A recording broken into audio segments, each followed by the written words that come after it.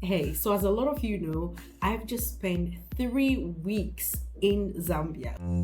Like it's delirium, like it's delirium, I got delirium, like it's delirium, yeah, like it's delirium. She just wanna bounce to it, baby, get your giddy on. Walk up to the stage with a drink like I'm Giveon, but I never came here to sing what I'm really on, giving dividends. I'm trying to boost your career and all. Know you got a Benz, you ain't got one with the ceiling gone. If you wanna get it gone, give me the experience. Make me a believer like a feature at the cinema. Then we gotta I've spent 3 weeks touring Zambia, experiencing Zambia, and I had the time of my life. Oh my God, I want to go back like yesterday. But I'm not gonna lie, I was shocked by a lot of things that I experienced in Zambia. And not shocked in a bad way, but like shocked in a, oh my goodness, what kind of way. So in this video, I'm gonna be talking about my culture shocks in Zambia, visiting Zambia for the first time as a Ghanaian. So let's talk about it. If you're coming across this face for the first time, my name is Atswei. I'm a travel vlogger. I'm from Ghana. I'm a travel curator as well, and I love to travel and experience culture, destinations, and so I document my journey traveling around the world. And so if this is your kind of vibe, I would say just subscribe to the channel so we can be travel buddies. Now, just a little bit of context. Originally, I was supposed to spend the 3 weeks across 3 countries. That is Zambia, Zimbabwe, and Malawi. But guess what? One country hijacked me. And you and I know what country that is. Zambia. So I ended up spending, a lot of time. I'll say all 3 weeks in Zambia. I was just in Zimbabwe for a couple of days. And then I came back totally off plan, just because I was missing Zambia. Now, here are my culture shocks visiting Zambia for the first time as a Ghanaian. Number one. Listen, this one shocked me, okay? This is the kind of shock where I could open my mouth like this. Huh? Let me tell you. So, Zambians cannot differentiate between a Ghanaian and a Nigerian. I mean, how? I was like, and not really in terms of look, I would say in terms of accent. So Zambians could not tell the difference between a Nigerian accent and a Ghanaian accent. And constantly, these people were telling me, these cousins of mine were telling me that you sound like a Nigerian, you sound like a Nigerian. There's no difference between how a Nigerian sounds from how a Ghanaian sounds. You all sound the same. No, we don't. Let's Listen, I'm not even gonna lie. This thing shocked me. It shocked me so much to the point I was almost offended at a point, because somebody telling me to my face, I'm saying, we sound different from Nigerians. No, you sound the same. No, you sound the same. You speak like a Nigerian. No, I don't. Yeah, Nigerians are our cousins, really nice neighbors. But are we really neighbors? Nigerians are our young brothers. When I say that, I'm saying that to mean that, Ghana gained independence 1957 and they did 1960. Anyway, my point is that the difference is huge. When you speak with a Nigerian and you speak with a Ghanaian, you should be able to tell that these people are two different people. So for example, one group says church, the other one says church. One says pastor, the other one says pastor. I could go on and on and on. Like, we are totally different with accents, but these people said, no, you all sound the same. I was like, this was like one of my arguments I kept having with Zambians. But I'm also going to say that this is in 2 ways. I also met a Zambian one time who said that, actually maybe more than one time, but there's one particular Yango driver who said to me that Ghanaians don't have a distinct accent. No, he said Ghanaians don't have an indigenous accent. I was like, interesting. So I would say that there are 2 different kinds of Zambians that I met. One, the majority were that you all sound the same. You Nigerians, you Ghanaians, you all sound the same to us. And then another sector that I found, which were like really tiny bits, says that Ghanaians don't really have an indigenous accent. I found that really interesting. And then I started to think about it. Now, if I hear Ghanaian speaking, I can tell that's a Ghanaian. I know what he meant. I know what he meant because there's this accent when it comes to if a South African is speaking, if a Zimbabwean is speaking, if a Zambian is speaking, if a Kenyan is speaking. So I think I get where he's trying to go. He's not hearing that kind of accent from us. So I think that's where the problem lies for him. But honestly, generally, most of the Zambians that I spoke with, they could not tell the difference between Ghanaian accents and Nigerian accents. And I think it would take a Zambian who has been in close contact with people from Nigeria and people from Ghana to be able to make the difference, because for them, we all sound the same, which we don't, but yeah, this was one of my biggest shock in Zambia. I was shocked. Shock number 2. Listen, Zambians love their nshima, okay? Zambians love their nshima. Everything revolves around nshima. When you go to Zambia, meal is nshima. Food is nshima. Nshima is life, okay? And actually, nshima is very similar to what we have in Ghana that's called Atswei. It's very, very similar to that. So that was like, oh my God, this is like a Ghanaian dish. But anyway, this is what I noticed. In Zambia, there is one national dish. There is one main staple, which is nshima. It's made from, is it kondo?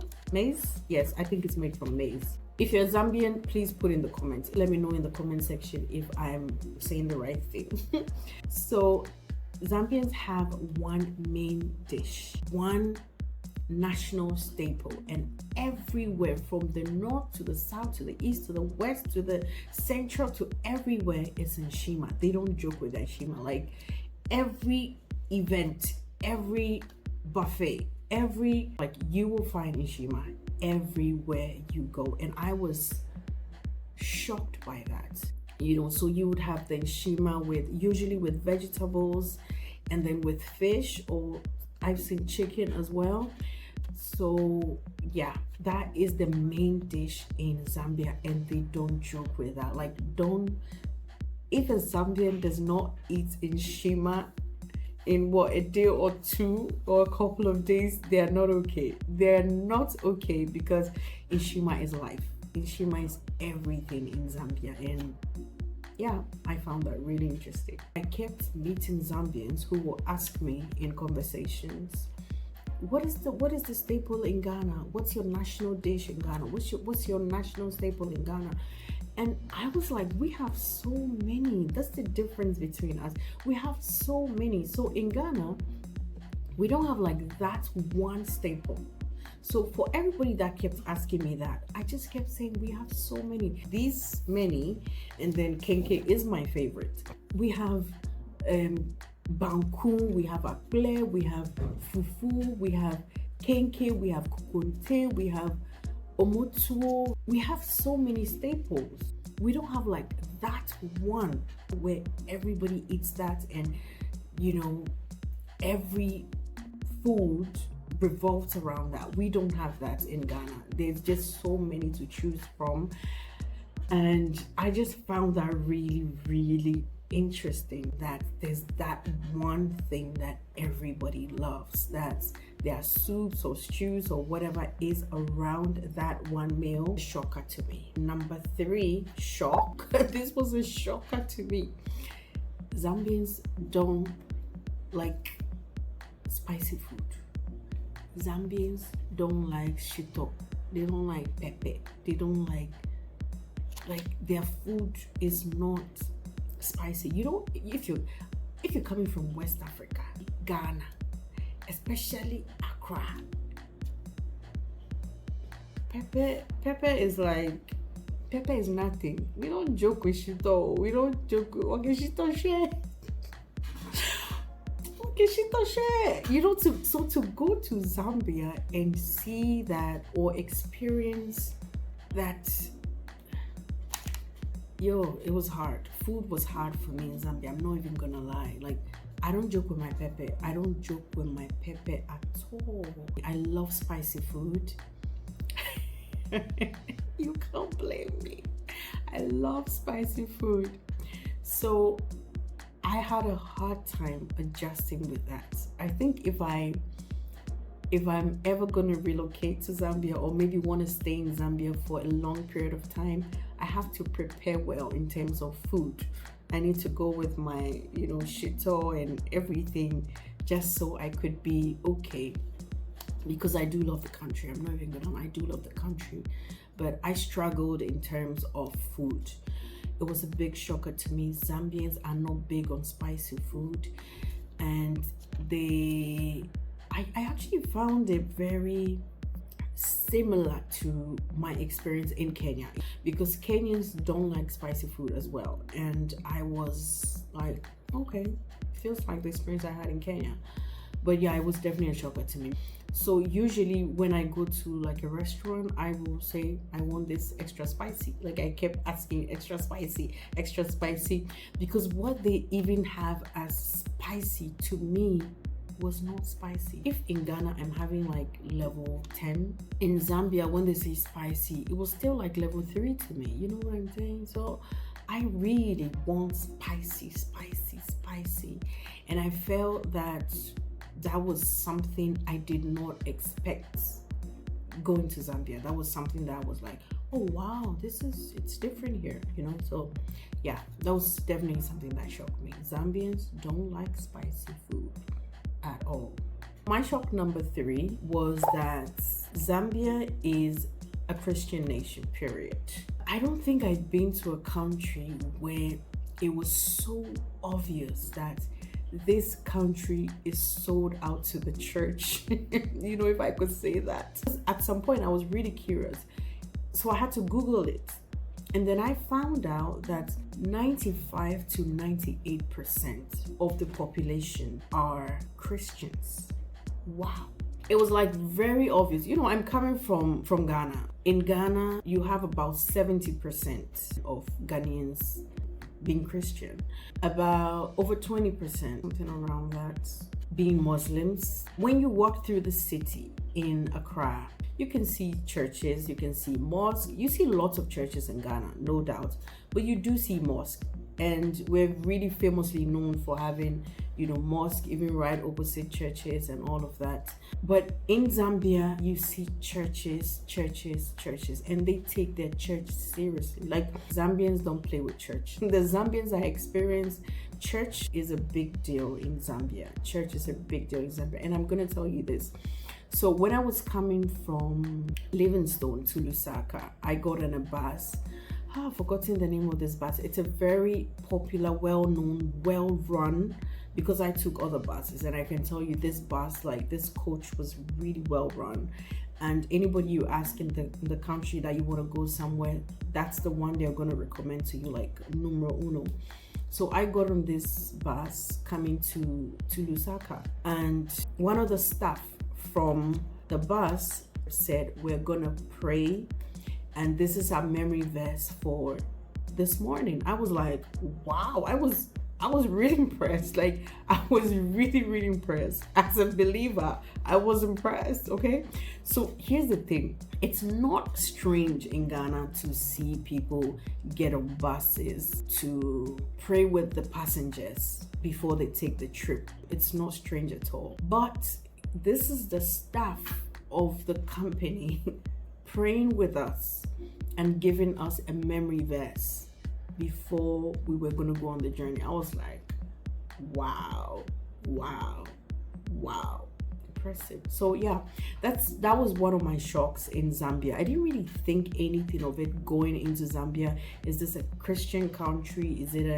Is this like a multi-religious country? What is it? Like, it didn't even cross my mind, but I was just shocked finding out that this is 95% to 98% population being Christians. I was Like, oh wow. And I did go to church twice in Zambia, which was, oh my god, it was so good. It was so good. The first church I went to, what's the name? I'm gonna find it and put an insert in this video. You guys, so I'm all dressed up going to church here in Lusaka, Zambia.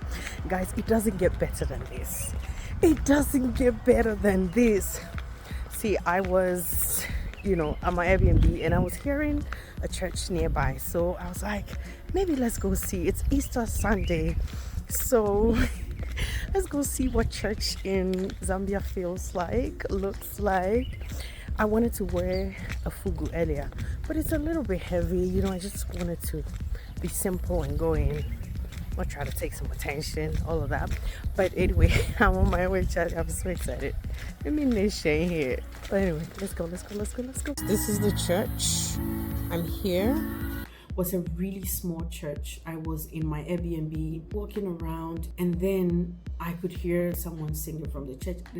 The music was so good. Yo, I can't even describe it. So I went in, got ready, dressed up, headed to the church because I was told it's just a walking distance. So I walked to the church, and then I went there and they said, if you are new, get up and you're welcome and all of that. I was welcomed really nicely, asked about where I'm coming from, the fugu banter situation that went on. The pastor preached with that, mentioned that, they were just so lovely. Even when I was leaving, because I had to leave earlier because I needed to go to another province, the pastor's wife came out with me, prayed with me. It was just a really small church, I don't think there were more than 20 members in the service, but I enjoyed that church so much. The word was so good, the music was so good, the people were so nice, just amazing, really, really amazing. And unfortunately, the second church that I went too late. The church was closed, but I still had a feel of the environment. I went to the bookshop, I went to the auditorium, and I could feel that this is a really nice church. The next time I go to Zambia, I'm gonna go to that church. That's for sure. But yeah, Zambia is a Christian nation, if you'd say that. Culture shock number 4. Is this number 4? Yeah, I think so. Guys, this one shocked me because coming from Ghana, I've heard foreigners say all the time, Ghanaians are so soft-spoken. Just speak louder when you speak. Have you met Zambians? Zambians are so soft-spoken, they think we are loud. Have you met Nigerians? If you think Ghanaians are loud, have you met Nigerians? Because my Nigerian friends tell me, Ghanaians, you need to raise your voice. So to have Zambians tell me that Ghanaians are loud, but it's true. I mean, when you compare the two, they are more soft-spoken. Zambians are more soft-spoken. They are gentle. I won't say gentle in spirit. Yeah, Zambians are more soft-spoken. They are, they're much quieter than us, really. They are. And you can tell from their demeanor, from their, through so many things that these are not loud people. These are people who love their peace. Don't come around shouting. Bring your voice down. Why are you shouting? What I would say. And this was a shock to me, especially that they found Ghanaians to be loud. Here's another thing that shocked me in Zambia, especially in Lusaka. And I'm putting this right on top of saying Zambians are soft-spoken. I found their capital city, Lusaka, bearable, a quieter city than most cities in West Africa that I've experienced. Well, as a West African girl, Ghanaian girl, we'll take Accra, take Lagos, Abidjan, you take these cities and these are loud cities. So going into Zambia and experiencing Lusaka, I found it quiet, and not quiet that is silent, but compared to the city I'm coming from or the other cities I've experienced, it's a more sane city. Like the noise is down. It's like being in Accra and you're experiencing Alagbemi or Aduma. You know, like before we get into Homo, where you know the season where there's ban on noise making for a month, it feels like a city that has a ban on noise making, if you know what I mean. That's what Lusaka felt to me, and I really love it. I mean, I do like noise sometimes because I'm from Accra. Sometimes I really am turned on by the noise. I'm used to the noise. That's a better way to put it. Lusaka felt different. Typical day in Accra, it can be really, really noisy in some parts of Accra. I just didn't get that vibe in Lusaka. Honestly, I didn't. I feel like this is a much sane city, less chaotic. Definitely more selling on the streets here in Accra than you will find in Lusaka. I mean, there was just one time that I bought like grapes in traffic, but typically the number of people you find selling on the streets in Accra is not the same in Lusaka. I liked it, to be honest. I liked it. You guys, this was a major culture shock for me. Now, here's the thing. Anytime I would speak with a Zambian and I would say, oh, I want to go to this province or I want to go to this place, how long is it going to take to get there? Guess what? Zambians give you the distance to cover. They will say, oh, this place is about 350 kilometers. You know, it's going to take you about 200 kilometers to get here. Oh, you're going there? That's just about 50 kilometers to get there. I was like, what? Listen, I was so impressed by that. I cannot tell you how impressed I was anytime they said that. Now, here's the thing. I'm from Ghana. When you ask a Ghanaian, for example, oh, I want to go to Cape Coast, we tell you the number of hours or minutes it's going to take you to get there. I'll tell you 4 hours using the nature of the road and maybe traffic to calculate for you. But no, a Zambian will give you the amount of distance you cover. I know that if I'm going to Cape Coast, that's about 180 kilometers. But I'm not going to tell a Ghanaian that. That's not how we communicate. And I even know kilometers to several regions and cities because of tour guiding school. You know, I do tours in Ghana most of the time. Like, people come to Ghana and they want to experience the country. I curate an amazing itinerary for them. I take them around to experience it and love it. But I know that because of tour guiding school, but I wouldn't use that knowledge, communicating in Ghana. That's just not how we communicate. So I was really, really impressed. And listen, the average Zambian does this. Like, I will regularly call a bus driver and I say, oh, I want to go to this place. What's the time frame? And they will give me the distance we're going to cover in kilometers. And I'm like, oh, wow. Because for me, that takes some level of, knowledge to say that. I was really impressed. I'm not even going to lie. I was really impressed by that. All right, so these are my culture shocks, experiencing Zambia for the very first time as a Ghanaian. And let me know if you want to do a part 2. I will happily bring another video talking about this. So yeah, I had an amazing time in Zambia. Oh my God, I want to go back to Zambia so bad. And I hope it happens soon. Please don't forget to subscribe to the channel. I hope to bring you lots of Zambian content because you haven't seen anything yet. And if you do have some questions about my trip, just ask me in the comments and I'm gonna do well to answer it in subsequent videos. I will see you in my next video. Take care.